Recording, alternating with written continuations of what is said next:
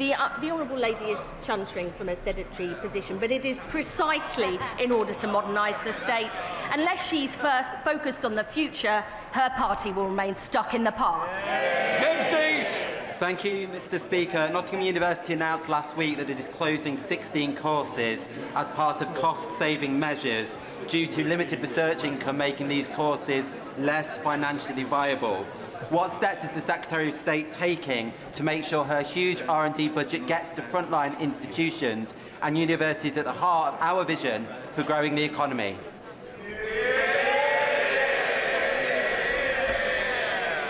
I'm very happy to look in more detail into what the Honourable Gentleman says. He knows our post-16 skills and education white paper sets out our vision and plan for universities, including record investment from my department into research and development and protecting the strategic priorities grant for STEM subjects.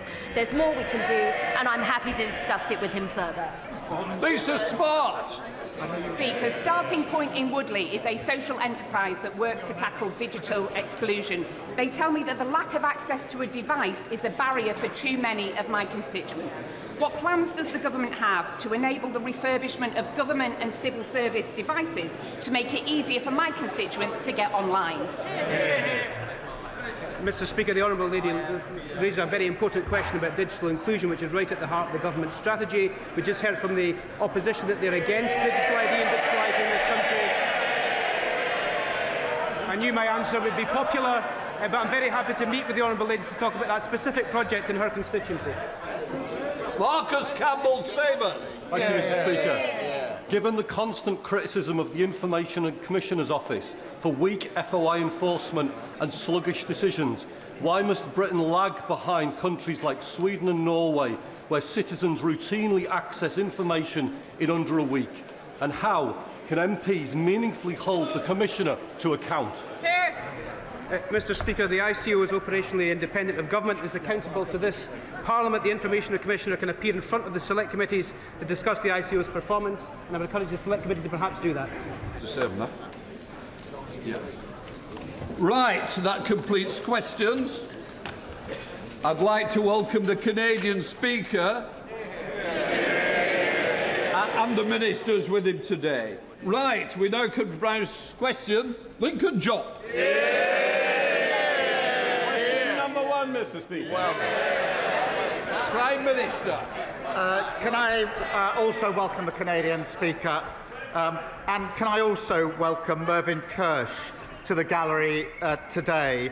He's a member of our greatest generation, a D-Day veteran who entered Bergen-Belsen days after it was liberated. Mervyn is 100 years old. I'm lucky to have met him twice, and I know that it took him many, many years before he felt he could even begin to tell his story. And we thank him for his service and the story that he has told us in respect of it. As we mark Armistice Day, we give our eternal thanks to Mervyn and all those who served, and remember the extraordinary sacrifice of ordinary people who fought to defend our freedom. Mr. Speaker, the House will also want to join me in remembering Holocaust survivor Manfred Goldberg.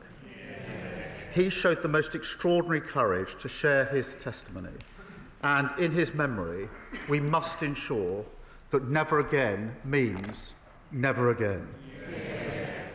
Mr. Speaker, I welcome the news that SSE have announced that they will spend £33 billion on clean energy projects in this country.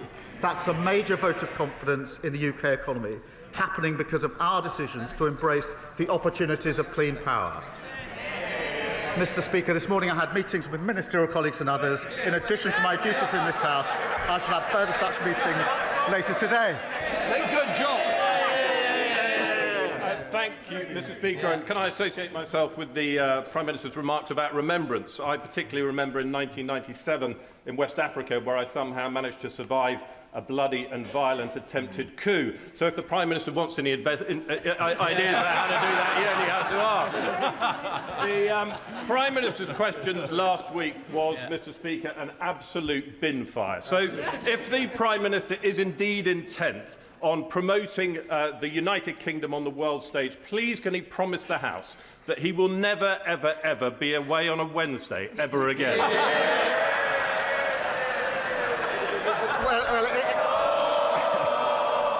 Well, it's always great to hear from the successor for Kwasi Kwarteng's constituency, Mr. Speaker. I'm very proud to represent our country on the world stage. Last week in COP, before that in NATO, and it's because of the reputation we've rebuilt over the last 15, 16 months that other countries now want to do trade deals with us and want to place their orders with us. Sally Jamieson. Thank you, Mr. Speaker, and can I also associate myself with the remarks from the Prime Minister? The Prime Minister will be aware of the campaign run by the trustees of the British Coal Staff Superannuation Scheme, which is campaigning to return the £2.3 billion investment reserve back to its members, 700 of which are in Doncaster Central. The Labour government delivered on its manifesto pledge for the MPS scheme last year, so will the Prime Minister also ensure that fairness and justice is delivered to the BCSSS members at the upcoming budget, and will he meet with me and other Coalfield MPs to discuss further? Well, I know how committed she is to righting historic wrongs for our mining communities, and I can assure her so am I. She will know we've already transferred £1.5 billion that was wrongly kept from over 100,000 former mine workers. Ministers, as she knows, have met the BCSSS trustees on several occasions. The Industry Minister is meeting them later on today, and I'll make sure that she's updated in relation to that. Can be made not the Leader of the Opposition. Thank you, Mr. Speaker. And can I associate my party with the Prime Minister's comments about Remembrance Week and also his comments on Manfred Goldberg and Mervyn Kirsch, who is in the gallery today? Mr. Speaker, this morning on the BBC, the Health Secretary said there is a toxic culture in Downing Street that needs to change. He's right, isn't he? Mr. Speaker, my focus each and every day is on rebuilding and renewing our country. But let me be absolutely clear, any attack on any member of my cabinet is completely unacceptable. On the Health Secretary, Mr. Speaker, in relation to Health Secretary, he promised before the election that in the first year of a Labour government we'd deliver 2 million extra appointments. We didn't deliver 2 million, or 3 or 4. We delivered 5 million extra appointments. And today the Health Secretary is in Manchester, where he's announcing that because of the action he's taken to abolish NHS England, he's putting more people on the front line. He's doing a great job, as is the whole of my cabinet. Mr. Speaker, what we heard the Health Secretary say this morning was that he wants to cut waiting lists, but we all know that there's only one waiting list that he really wants to cut. But the Prime Minister is not going to do anything about the toxic culture. This is his responsibility. Just last night, his allies accused not just the Health Secretary, but the Home Secretary and even the Energy Secretary of launching leadership bids. These attacks came from Number 10, nowhere else, his toxic Number 10.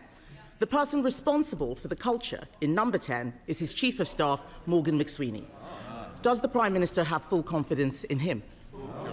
Morgan McSweeney, my team and I are absolutely focused on delivering for the country. And let me be clear, of course, Mr. Speaker, I've never authorised attacks on Cabinet members. I appointed them to their posts because they're the best people to carry out their jobs. Mr. Speaker, she asks about waiting lists. Waiting lists are down under this government. The number of GPs is up. Because we've scrapped NHS England, we're investing on the front line. That's what the Health Secretary is doing today, getting on with his job, and he's doing a very good job too. Mr. Speaker, I didn't hear him give full confidence to Morgan McSweeney, but the truth is he says these attacks aren't authorised. That means he's lost control of Number 10, because that's where they're coming from. But the real scandal, Mr. Speaker, the real scandal is that 2 weeks from a budget, the government has descended into civil war. Instead of fixing the mess they've made of the economy, they're all... Mr. Speaker, they're all chuntering. These are the feral MPs that Number 10 has been talking about. They're not my words. They're Number 10's words, his words.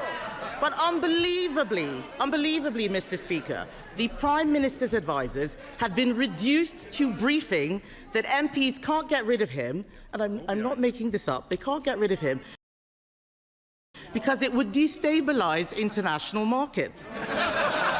Why does the Prime Minister think that there would be a market meltdown if the Health Secretary took over?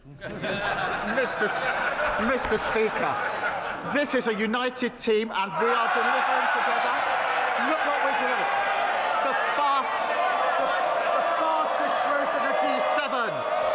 5 interest rate cuts. Trade deals with the EU, the US and India, all of which they oppose, we've delivered. And I can update the House. If people want to audition for a pantomime, I suggest you go to the Old Vic. Pantomime. Mr. Speaker, I can update the House. The Bank of England has upgraded growth today. We've secured £230 billion of private investment. And just this morning, I thought she might welcome it, the SSE have announced £33 billion of investment in clean power. That's what this team are delivering for the country, fixing the mess that they left.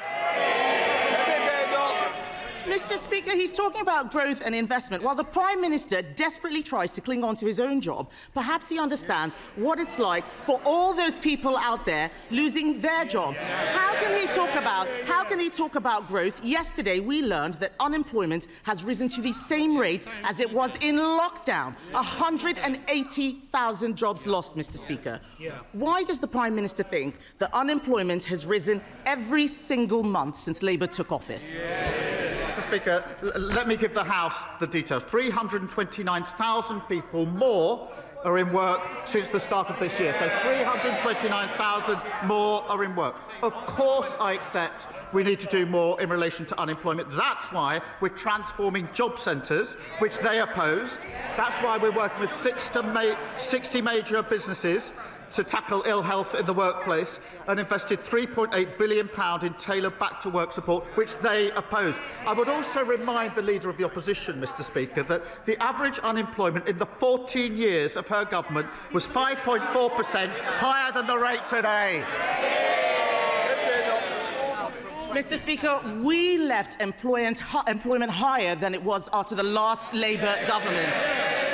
Let me tell him now, what is causing it is his disastrous budget last year. That is what has caused the increase in unemployment. And so, to be clear, for all those Labour MPs shaking their heads, it's last year's tax rises that have killed jobs, and that's what's going to trigger this year's tax rises. This is the tax doom loop, and there is only one way out of it, and that is to cut spending.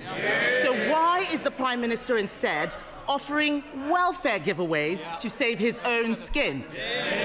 Well, Mr. Speaker, I'll tell the Opposition why we increased national insurance. It's because of the mess that they left the country in. The NHS on its knees. Now we've got 5 million extra appointments, waiting lists down, and 2,500 more GPs as a result of our decisions.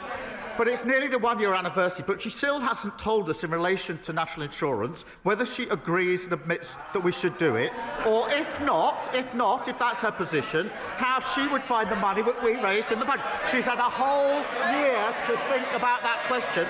Perhaps now she can give us an answer. Mr. Speaker, I wouldn't have made the stupid mistake in the first place of putting up the jobs tax and killing jobs. Since they came in, it's been disaster after disaster. The Deputy Prime Minister, the new Deputy Prime Minister, is clueless about how many illegal migrant sex offenders he's let loose.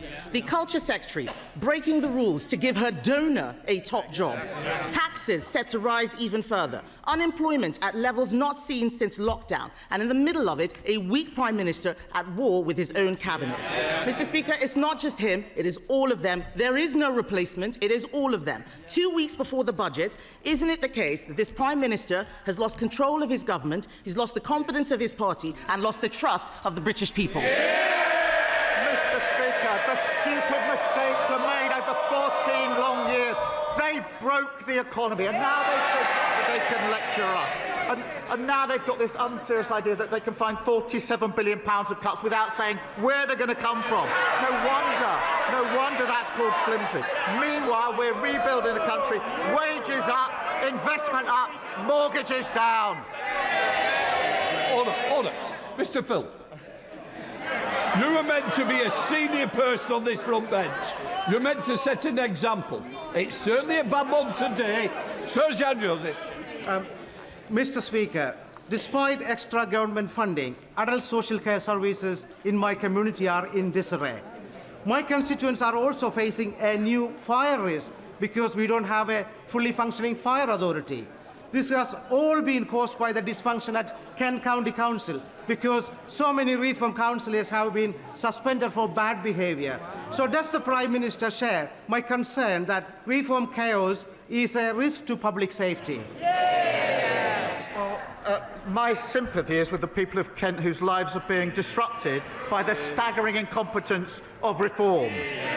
Mr. Speaker, Kent County Council was supposed to be the blueprint for what reform would deliver across the country. Now we can see what that means. Cutting local services, raising council tax, failing to protect the public. That's all reform have to offer. Grievance, division and total incompetence. Ted Davey, Leader of the Liberal Democrats.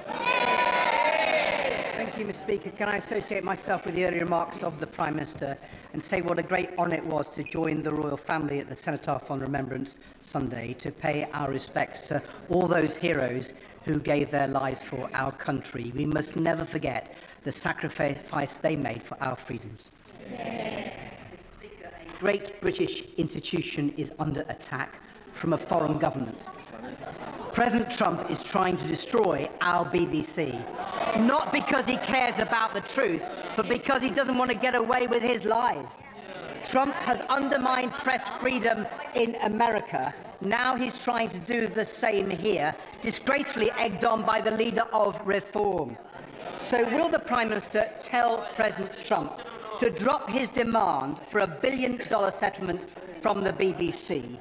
And will he guarantee that President Trump will not get a single penny from British licence fee payers?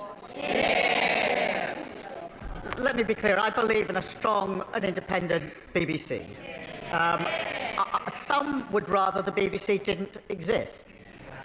Some of them are sitting up there. I'm not one of them. In an age of disinformation, the argument for impartial British news service is stronger than ever. And where mistakes are made, they do need to get their house in order, and the BBC must uphold the highest standards, be accountable and correct errors quickly. But I will always stand up for a strong, independent BBC. David. Mr. Speaker, the Prime Minister is right that the BBC's independence and impartiality are absolutely crucial. That's why we must stop President Trump from undermining them. But President Trump's not the only one, Mr. Speaker. The last government spent years undermining the BBC's independence and impartiality. They put 2 Conservative cronies on the BBC board. One has had to resign, the other's still there, but he's been repeatedly accused of interfering in editorial decisions and staff appointments. Robbie Gibbs should have no role in appointing the next Director General. And given the Royal Charter gives the government the power to remove him, will the Prime Minister sack him now? Mr. Speaker, I certainly agree with the comment that the last government undermined the work of the BBC. They undermined pretty well everything they did in 14 years. Mr. Speaker, I'm not going to go into the individual runnings of the BBC. I'm a strong supporter of the BBC in the terms I've already set out. John Puffy. Thank you. Mr. Speaker, this is Care Leavers Month, when we remember the resilience and the brilliance of our young people who have grown up in care. And I was delighted to welcome a group of Southampton's care leavers to share their views with the Minister recently. But while this Labour government is taking real action to support care leavers, a Reform councillor has disgracefully described children in care as downright evil. Will the Prime Minister... He said it. Will the Prime Minister, and I hope the whole House, join me in condemning Reform's vile rhetoric, and will he reassure us that this Labour government will continue to support the protections and opportunities for all our care leavers? Well, Mr. Speaker, November marks the first ever Care Leavers Month, and that is a time to recognise that every child deserves support to achieve their potential. And through our landmark Children's Wellbeing Bill, we're requiring every local authority to help care leavers find secure accommodation. It saddens me that the parties opposite voted against it. The comments about children in care being evil are utterly appalling. And now the member for Clacton has heard them. I'm sure he'll want to condemn them right now. Nigel Farage. Thank you, Mr. Speaker. No, I've only got 30 seconds. The Prime Minister has stated very clearly that he wants to close the migrant hotels by the end of this Parliament. Well, the reform-led West Northamptonshire Council, brilliantly led council, will be issuing foreclosure notices on 3 migrant hotels within the next few days in response to grave public concern about the safety of women and girls on the streets of West Northamptonshire. Would the Prime Minister approve of us speeding up the closure of the migrant hotels? Mr. Speaker, we will correct the mess we inherited and close every hotel. At their peak, under the previous government, there were 400 hotels. Now there are only 200 remaining. But he says he doesn't have time to condemn the comments calling children in care evil. He's also not had the time, it appears, to condemn the racist comments of his own MP. Utterly spineless. Jeff Smith. Thank you, Mr. Speaker. Last week I visited the new diagnostic centre at Withington Community Hospital, and as well as the 85,000 new appointments it's going to create, I was really pleased to see the new solar panels and heat pumps being designed into the building. So in the week of COP, and can I thank the Prime Minister for his climate leadership and attending COP, in the week of COP, what more can we do to ensure that new public buildings have green energy designed into them? Well, Mr. Speaker, I was very proud to attend COP last week, and the UK is leading on tackling climate change, delivering energy security and getting bills down and generating hundreds of jobs across the country. We're investing over £250 million to put rooftop solar on schools, hospitals and military sites across the country, and that will deliver £400 million of savings to renew our public services. Angus MacDonald. Prime Minister, successive governments impose massive environmental tariffs on customers using UK-produced renewable electricity, but far less on imported carbon fuel mains gas. This is the main reason why those not on the gas grid, i.e. those living in rural Britain, pay a great deal more to heat their properties. Yes, renewable projects are important, but the huge environmental tariffs on our electricity bills are not fair. Would the Prime Minister acknowledge this injustice and commit his government to addressing this? Thank you. Can I absolutely recognise the need to address the imbalance between electricity and gas prices? We are exploring options to create a fairer system, and I'm happy for ministers to keep him updated on what we're looking at. It's thanks to those levies and Labour's expansion of the warm homes discount that 6 million families will be getting £150 off their energy bills this winter. And I know that he will welcome the £33 billion in investment from SSE, helping connect clean energy to areas across Scotland where it's most needed. Lindsay Clark. Thank you, Mr. Speaker. Prior to the general election, the Health Secretary visited Amber Valley and declared it an NHS dentistry desert.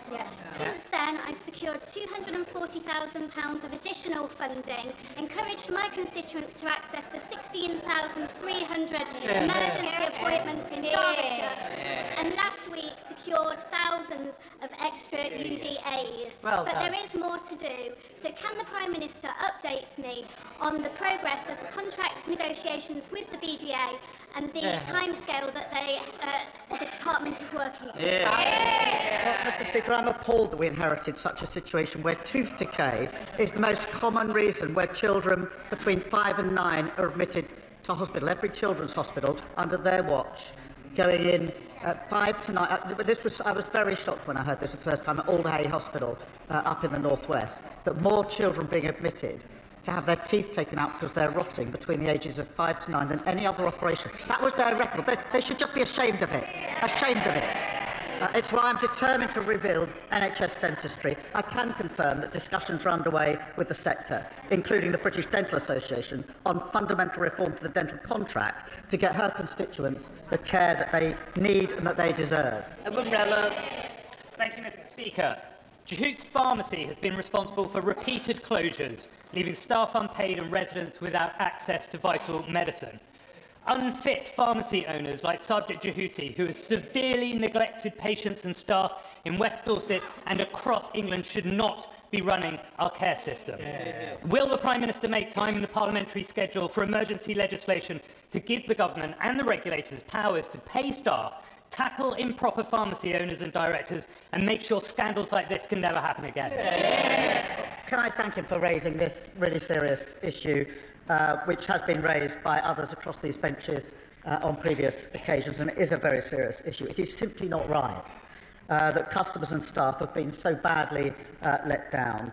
The Care Minister has convened representatives from across the industry to resolve the situation as quickly as possible, and I want to reassure him that we're working speedily to consider how to strengthen regulation of these pharmacies, and I'll update the House as soon as I can. Thank you, Mr. Speaker. During the assisted dying debates, I and many others highlighted the importance of palliative care provided by hospices, but this vital work has been left reliant on donations and charity for far too long, and Garden House Hospice in Letchworth is now facing a serious funding gap. I welcome government investment in hospices, but will the Prime Minister consider broader reform to put hospice funding on a sustainable footing? And can he ensure ministers meet with me to explore every option to keep Garden House Hospice open? I'm pleased to tell him that £100 million has now been passed to Hospice UK, so places like Garden House in his constituency can create the best environment to deliver care. That's backed, Mr. Speaker, by £26 million investment for children and young people's hospices. We're also investing over £3 million in researching palliative and end-of-life care through the National Institute for Health and Care Research. We're working on further proposals to improve the access, quality and sustainability of care, and I'll make sure that ministers keep him updated. Rebecca Paul. Thank you, Mr. Speaker. I would like to ask the Prime Minister for his help. It's been over 6 months since the Supreme Court ruling on the meaning of sex, yet public institutions are still knowingly and intentionally breaching the law. HMP Downview, a women's prison in Banstead, has 5 biological males in it.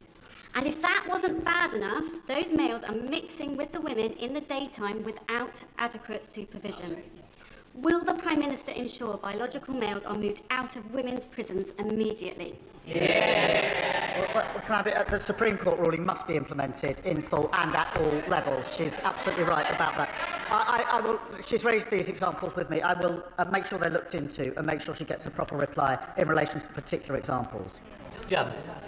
Thank you, Mr. Speaker. With miles of golden sand and a bucket full of memories, Rhyl has been attracting visitors for generations.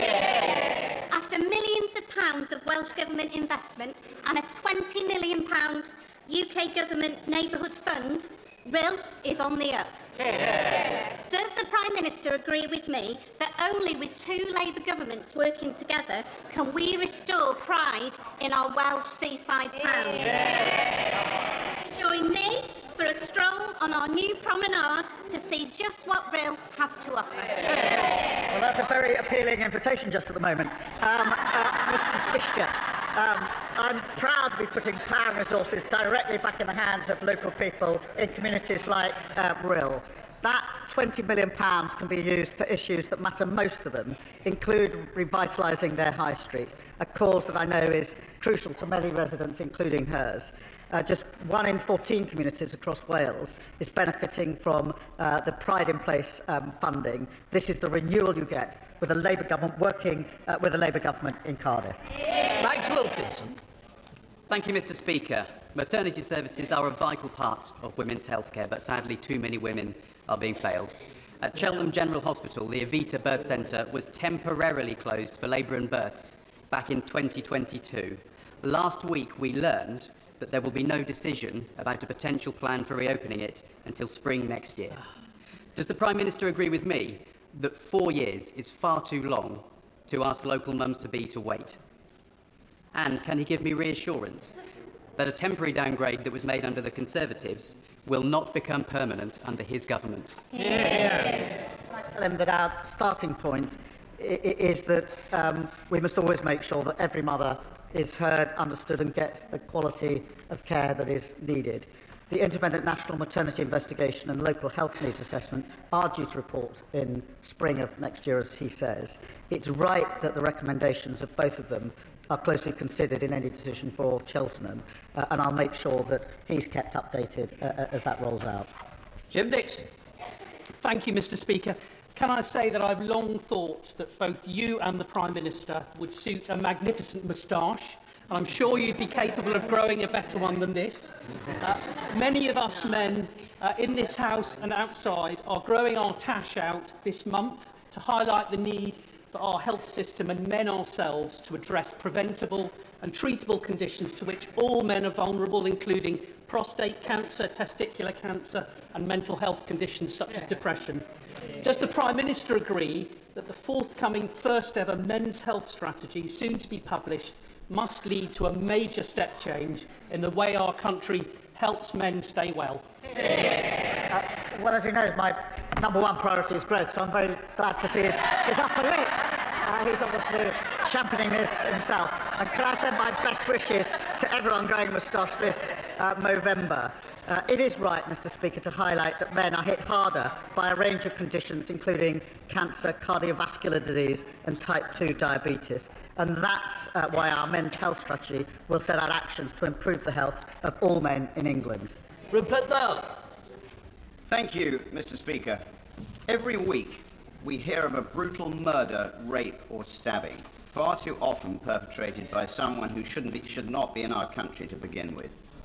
Does the Prime Minister agree that for cases where the guilt is so undeniable, the crime so monstrous, the evil so irredeemable, the reintroduction of the death penalty for both foreign and domestic criminals should be put to the British people in a legally binding referendum?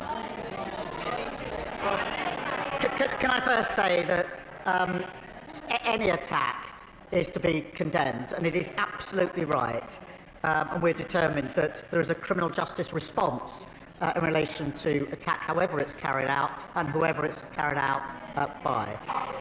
But reintroducing the death penalty is not the answer to this. It didn't work when it was in place. It led to the death of those that, in fact, turned out were innocent. But what we must do is improve, as we are, the criminal justice response in this country.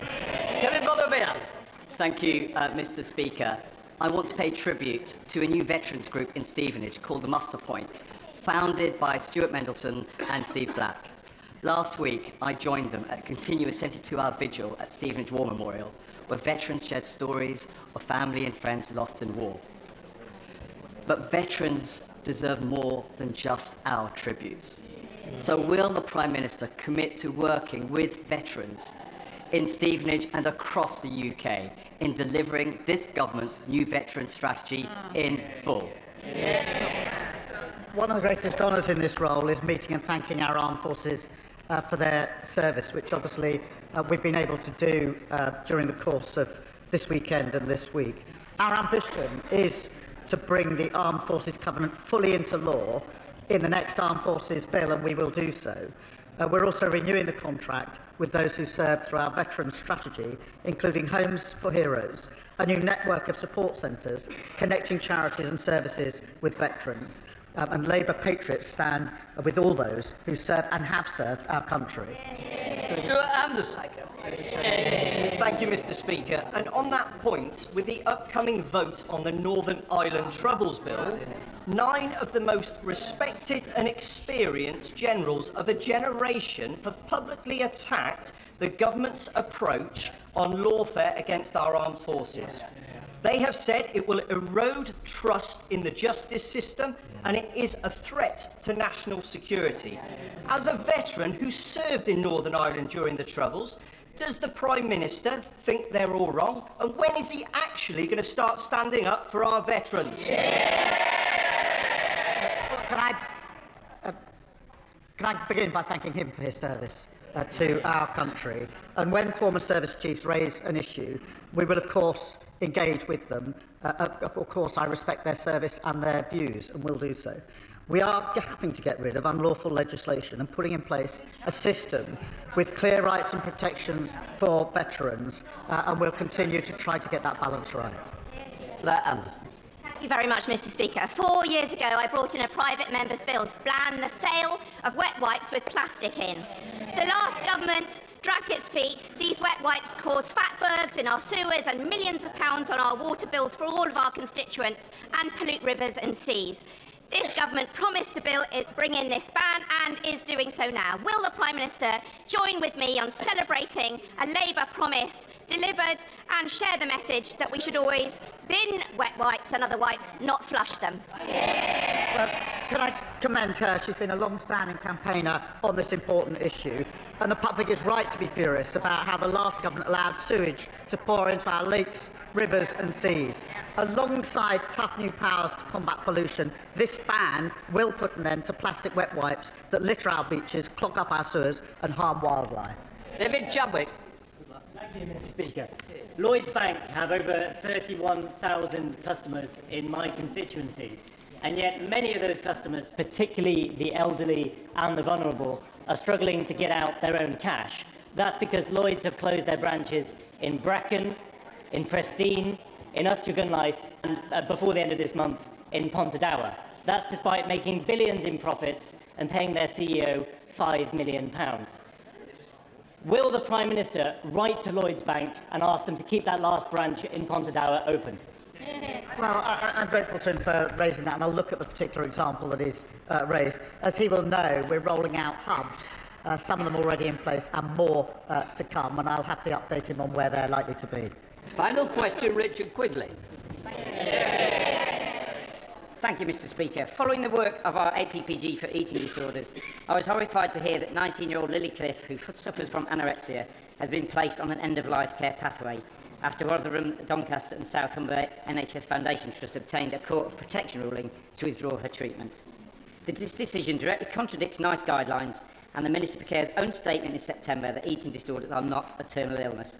Will the Prime Minister urgently review this case to ensure that Lily and her family receive the support they need and that Lily is given every possible chance to recover and live, and remind all ICBs, NHS and hospitals that suffering from an eating disorder is not a terminal illness? Well, first, my thoughts are with Lily and her family, and the details he raises are really deeply concerning. I know he's raised this with health ministers, and I'll make sure he gets a swift response. He is a powerful advocate for change, and I share his determination that everyone with an eating disorder gets the care and the support that they need. Let the front benches change over.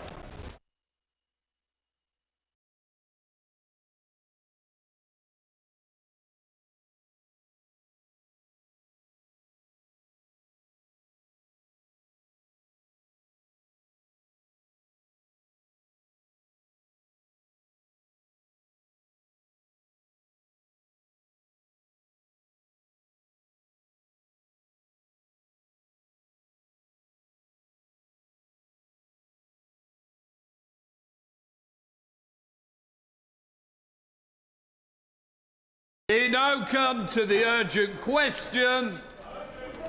Louis French.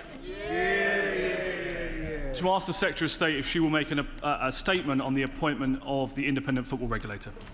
Secretary of State. Thank you, Mr. Speaker. In 2021, the former Prime Minister Boris Johnson set up the fan-led review of football and selected Dame Tracy Crouch to chair it. This led to a clear recommendation for an independent football regulator, which was strongly endorsed on all sides of this House.